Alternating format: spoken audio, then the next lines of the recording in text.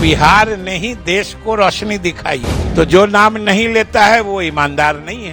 तो लगता है अभी तक पूरे जगह नहीं है और जातीय गणना का अर्थ समझ नहीं पाते। संपूर्ण देश में किसी एक राजनेता पर भरोसा है तो वो सिर्फ और सिर्फ नीतीश कुमार है। शोषण करने वाली बहुत पार्टियां हैं। प्रदेश की तरक्की मिसाल बनी हुई है तो वो बिहार है। किसी विपक्ष के नेता या किसी पार्टी में भी दम है कि जो बोल पाए कि बिहार में विकास नहीं हुआ है।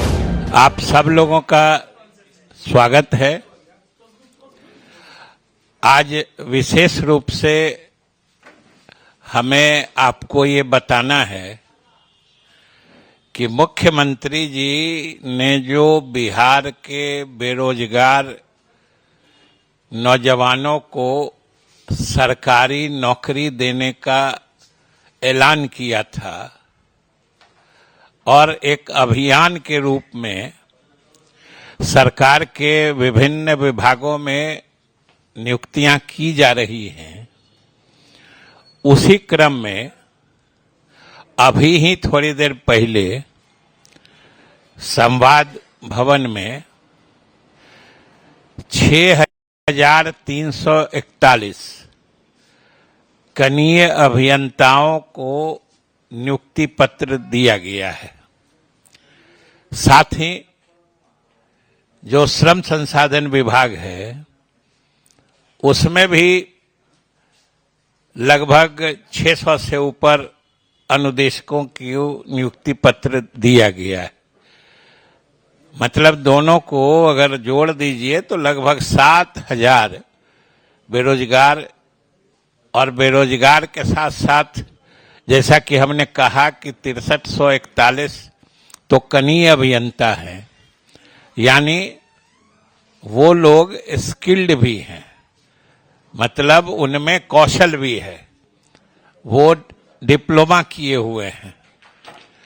और ये इसका उद्धरण मैं इसलिए खास तौर से कर रहा हूं कि ये नियुक्ति सरकार के अथक प्रयास के कारण संभव हो पाई है, क्योंकि इन नियुक्तियों के संबंध में विज्ञप्ति या विज्ञापन कहिए 2019 में ही निकला था और लगभग जो आप देख रहे हैं कि 5-6 वर्षों से अधिक से ये नियुक्तियां जो विधिक गतिरोध था उसके कारण रुकी पड़ी हुई थी।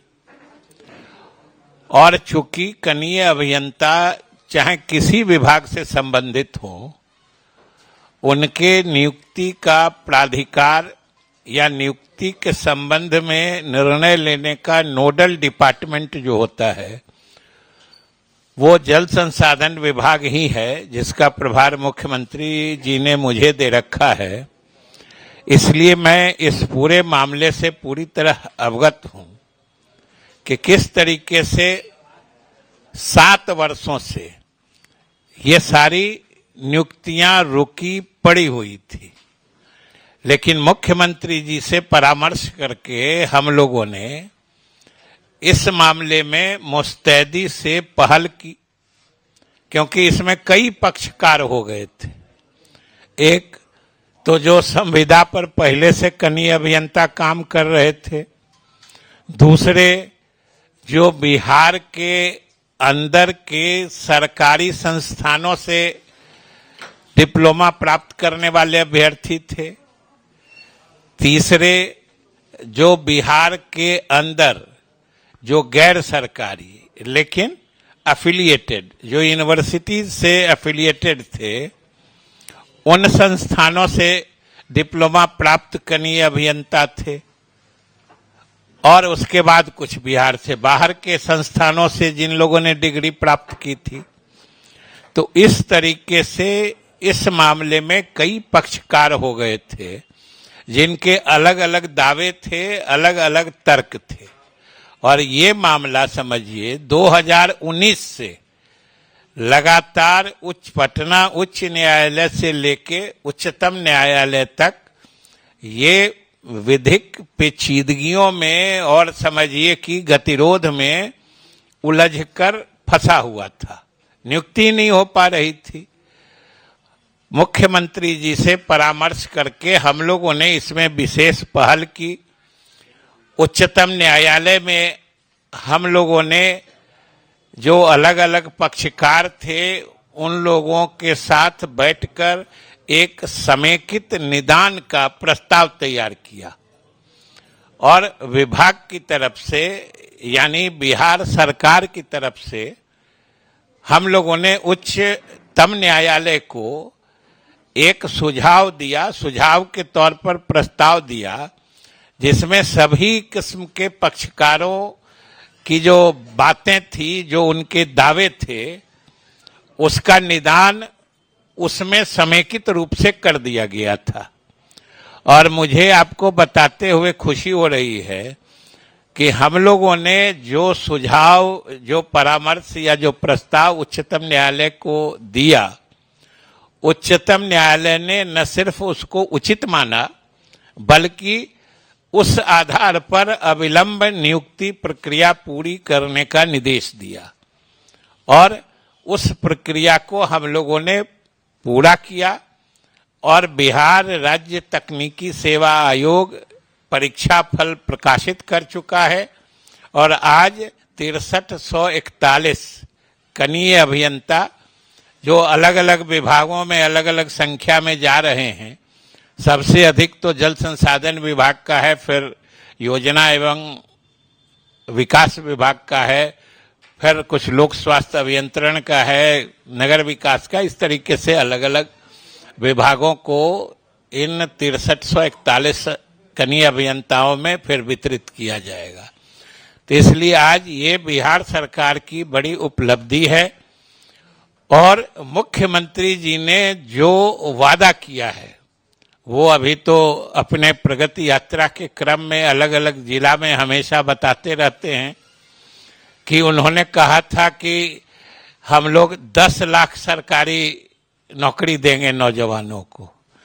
10 लाख में से 9 लाख से अधिक 1-1.5 महीना पहले हो चुका था और समझिए 7,000 अभी हुआ है, आज हुआ है।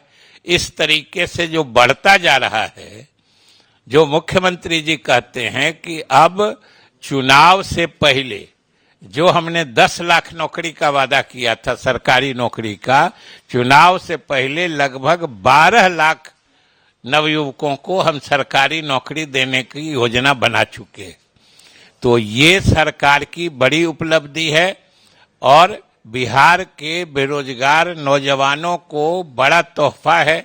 खास तौर से समझिए कि जो पिछले परीक्षा दे के 6-7 वर्षों से हाई कोर्ट सुप्रीम कोर्ट में दौर बेचारे लगा रहे थे, ये बड़ी राहत भरी खबर है।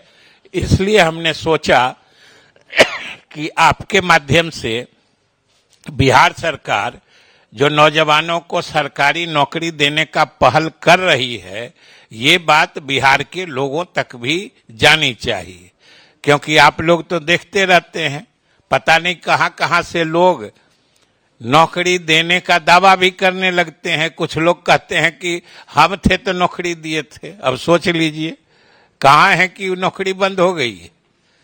नौकरी तो सरकार में लगातार दिया जा रहा है और मुख्यमंत्री की घोषणा के हिसाब से दी जा रही है नौकरियां।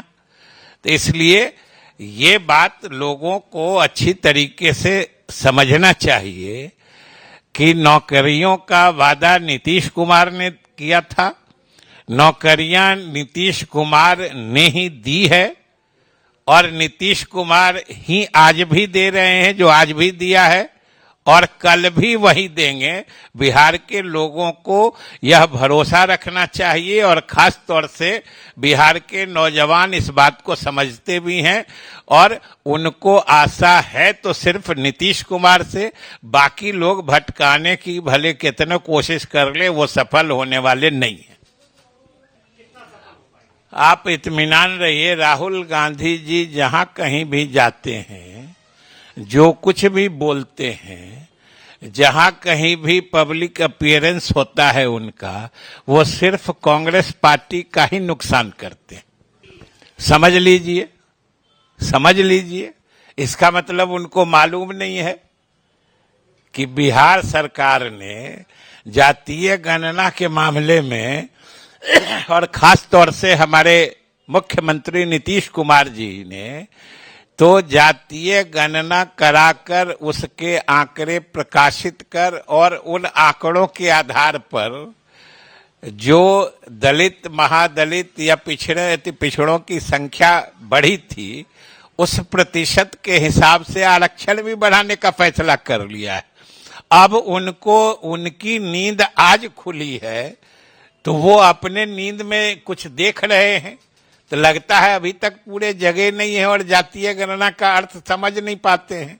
क्योंकि बिहार या छोड़िए देश में अगर कोई ईमानदारी से जातीय गणना की बात करेगा या जातीय गणना की बात करने में वो गंभीर है, जिम्मेदारी से बात कर रहा है, तो वो सिर्फ नीतीश कुमार का नाम उसको लेना पड़ेगा। और अगर नहीं लेता है, क्योंकि बिहार ने ही देश को रोशनी दिखाई है इस मामले में, तो जो नाम नहीं लेता है वो ईमानदार नहीं है। बिहार के अल्पसंख्यकों को, और बिहार ही नहीं देश के अल्पसंख्यकों को अगर संपूर्ण देश में किसी एक राजनेता पर भरोसा है तो वो सिर्फ और सिर्फ नीतीश कुमार है। क्योंकि बिहार में जितना अल्पसंख्यकों के हित में काम हुए हैं, नारेबाजी, उनका मनोवैज्ञानिक शोषण करने वाली बहुत पार्टियां हैं, लेकिन उनकी आर्थिक हालत सुधारने के लिए अल्पसंख्यकों में इल्म यानी शिक्षा के प्रचार प्रसार के लिए अगर किसी एक प्रदेश की तरक्की मिसाल बनी हुई है तो वो बिहार है, जिसमें नीतीश कुमार ने अल्पसंख्यकों के हित में इतने फैसले किए हैं कि दूसरे राज्य उसका अनुकरण कर रहे हैं।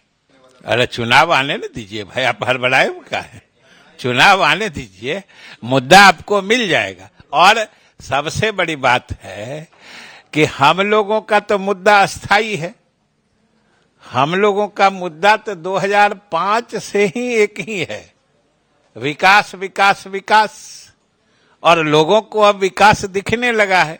एक बात बोलिए कि आज किसी विपक्ष के नेता या किसी पार्टी में भी दम है कि जो बोल पाए कि बिहार में विकास नहीं हुआ है? किसी में दम नहीं है।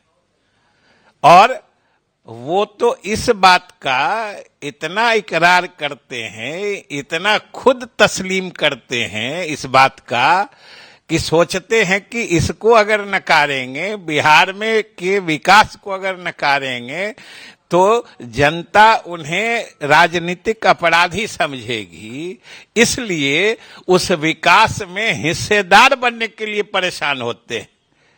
ये समझ लीजिए। कहां बिहार में मुद्दा बना रही आप जबरदस्ती मुद्दा आप खड़ा कर रहे हैं। अपना एजेंडा पीछे रखिए ना, अपना एजेंडा पीछे रखिए। हम बिहार के किसी नेता से नहीं सुने हैं, आप अपना एजेंडा क्यों लागू करते हैं?